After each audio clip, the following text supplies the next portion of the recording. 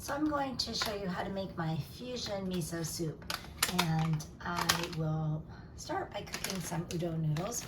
You can see that they are some fresh, let's see what direction that goes. Yes, fresh noodles, udon.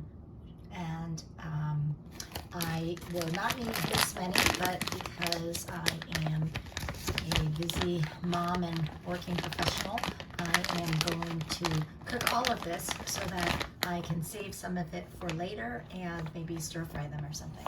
And so I will be cooking these in the big pot here, but I won't need all of it. So what I'll do though is just remind everybody to save energy is to cover your pots like that and like this so that we can get the temperature of the water high enough to boil more quickly and just save energy.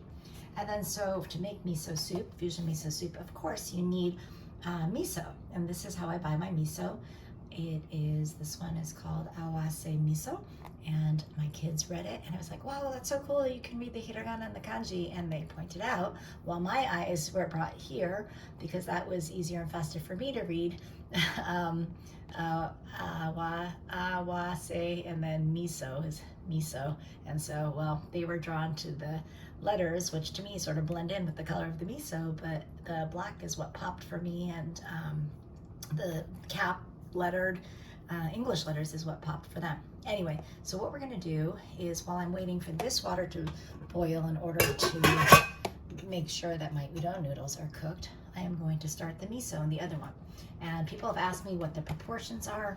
I'm not really sure, but what I'll do is give you a little trick, which is, oh, and by the way, one day when my miso was missing and I was so frustrated and upset and I was ranting and raving for days about what happened to my miso, finally a week or two later, the voice piping up from the household was, I did throw out some funny smelling peanut butter. Oh my goodness, not peanut butter, miso, totally. It showcases the difference between an Asian home where miso is just as common or more common than peanut butter versus a white or more mainstream American home where I guess peanut butter in the refrigerator, which I haven't really done. Although my mom did do that, I have to say, but I don't really put peanut butter in the fridge. But yeah, anyway, my miso got thrown out, so that was really unfortunate. But now I think everybody knows that this is not peanut butter, and all of you listening will also now know this. And what I do is that I wait for the water to boil, which in the case of the small pot down here is almost the case. And I start adding some miso. I just use a spoon, and I'll start with, a good size. It's really salty, but not enough of it will just taste like sort of water. So it's almost boiling. I'll throw it in there. And what I do to make sure it's the right amount is I just judge by color, because most of us know the color that miso soup should be. So I just start stirring it around, and I think that this will end up still being a little light, but maybe not. Actually, the color's turning nice there. I'm going to, because I can hear the other pot starting to boil, I'm going to open this one. Oh, not quite yet, but I will throw my noodles in there. We'll also get, as you can't see me, but I am on the other side of my tiny kitchen. I've got a colander ready to go to drain that. But these fresh udon noodles actually take a lot longer than I thought they would. Gonna take a back look at my miso again, and actually the color is nice. So I had about 3 cups of water, I believe, and the amount of miso paste that you saw, and the color looks good. So that's probably good. We're going to be throwing in a lot of different kind of goodies in there, including tofu and seaweed and spinach and some hot sauce. So I think that we'll probably be okay with that. I will turn the heat down on that to let that sort of simmer while I get this ready. Now this is for the udon, as I said, but we are also going to take the opportunity, as long as we're using the energy, almost always whenever I am cooking with this pot. I also cook with the steamer portion of it. This, unfortunately, has not been washed, so you will have to bear with me while I am, again, on the other side, just washing out the steamer. And what I'm going to do is also take the opportunity, as I said, to steam something. And today what I'm going to do, it's 90% of the time, it is vegetables that I steam.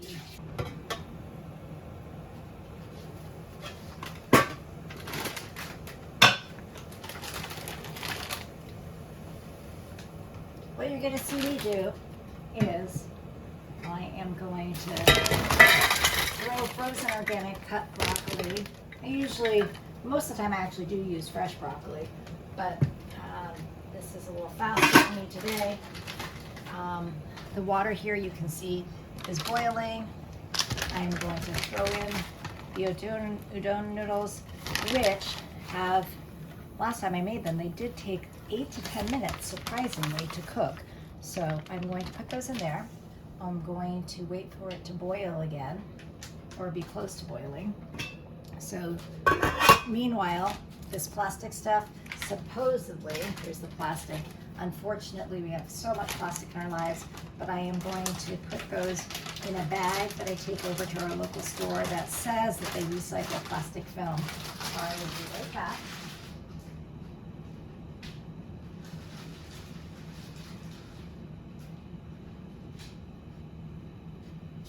Okay, I am back. I'm going to check on my udon noodles. They look like the water is starting to boil again. So I'm going to put my broccoli on top to steam that. I am going to tell Alexa, 4 minutes please for broccoli. Alexa, 8-minute timer for udon. All right, I'm going to shut off my miso because that's looking good. What I'm also going to show you now that I put in here is some fried seaweed. So this is, again, plastic, sorry, but this is what it looks like from my local Asian grocery store. I am going to actually, because that's sort of hard and dry, you can see here, I'll take a little bit out to show you. I like for that to get softer, so I'm going to show you that's sort of hard and dry. I'm going to go ahead and throw it in the miso soup right now, so it can start softening up.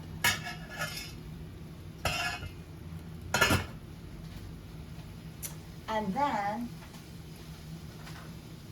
I also like to use some sriracha, also unfortunately in plastic, but I'll use some of this. Make sure it's sealed. There we go. And then after I open it, I will put it in the fridge, because I put my sriracha in the fridge. This will give my, you can't see it over there because it's behind the big one, but I will put some sriracha in here. You want to be generous with the sriracha because that's tasty when it's spicy. So there we go. You can see it's a nice reddish color with the seaweed in there cooking. And I am also going to take out, sadly, unfortunately, still in plastic, also in plastic, is the spinach. So I am going to grab the organic spinach.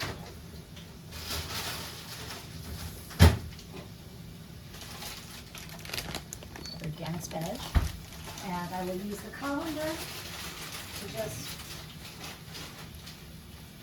rinse off some of that spinach, which it says triple wash, and a lot of people don't rinse it, but I get that from my mom to always rinse it, wash it. She actually will probably soak it and rinse it more, but I just, in a nod to her, I at least rinse it, but probably don't, I don't know, almost scrub it is what she seems like she almost does. So our broccoli timer is about to go off. I am going to, which is what my mom always teaches me to do, is just clean up as I go. Put the miso away. Alexa, shut off timer. And the broccoli is exactly ready. I am going to take that off. We don't need all that broccoli for the soup, but we will use some of it. I'm going to grab a pair of wooden chopsticks, which is important. You don't want to use plastic for oil, of course, and a lot of this. I'm going to break up the udon there, and that's going to go on for another few minutes. I'm going to take a look at how my miso is doing over here. It is looking good, a little spicy. And then, of course, we need some tofu. So this is just organic tofu that I got from Costco, which I've cut up. And I have not, I'm going to turn this down. That's starting to boil over a little bit. I've not cooked the tofu. You can eat raw tofu. My dad loved raw tofu that he would have with shoyu and bonito flakes. Bonito flakes are fish, of course, and are not vegan or vegetarian, but he would also use cilantro on it, and shoyu, cilantro, and bonito flakes for a nice summer salad. As for me, I am going to put some of that tofu in my soup, and I wish I had someone to make this for me, which is probably why I am recording this, so that someday maybe somebody watching this will say, hey, I would like to make that soup for Joyce, and consult it. So I'm still looking at the udon. It's looking good. I have my spinach and my broccoli ready to throw into my miso soup. I've got my colander prepared again for the udon, and I am going to sort of check on the udon to see how cooked it seems on the inside, because fresh noodles shouldn't take that long to cook. Rinse it off with cold water, because otherwise it gets too starchy. Alexa, shut off timer. And then you can see that it is ready for me to add some of these other goodies. You have to think about the order you want to add them in, because do you want things to overcook? Do you want them to be too mushy or too starchy? So I'm going to grab some of the fresh spinach, which breaks down quickly, but you don't have to worry about being mushy, because once it cooks anyway, it is sort of inherently a little mushy. And then you will see that I'm going to just get those to cook a little. So then you've got the dark green from the kelp or seaweed, and the lighter green, at least for now, from the spinach. What I'll also show you is a nice touch. It depends on, whether or not you like it. This is fried chili in oil, and it's got some peanuts in it too, so it'll add a few peanuts. And so I like this color, and the oil makes it just a richer soup. So I'm going to throw in almost a tablespoon of that as well.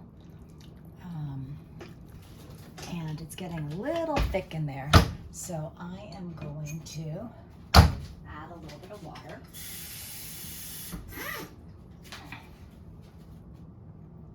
Hello.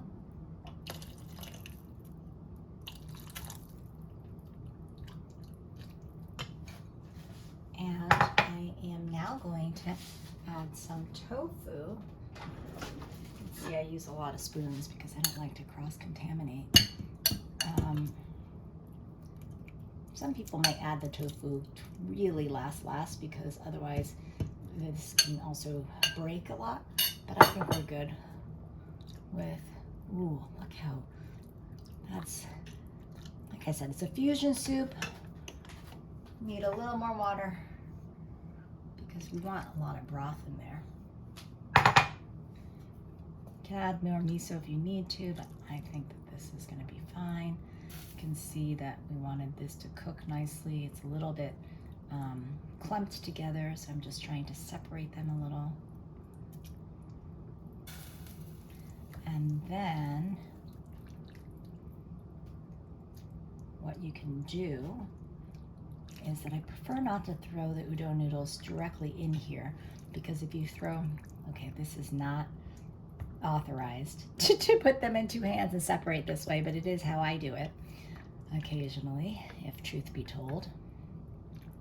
And I put a little too much seaweed in for this amount of soup, but you can always adjust. And of course, it's all tasty anyway. And what I do is,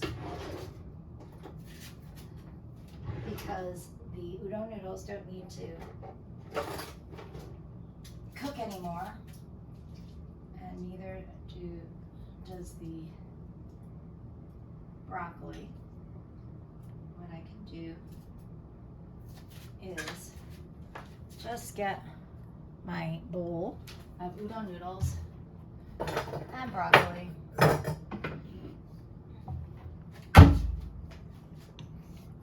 set those up, and then grab the broth and goodies from in here and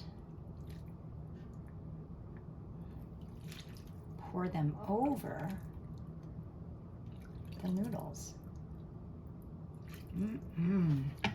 Look at that, doesn't that look delicious?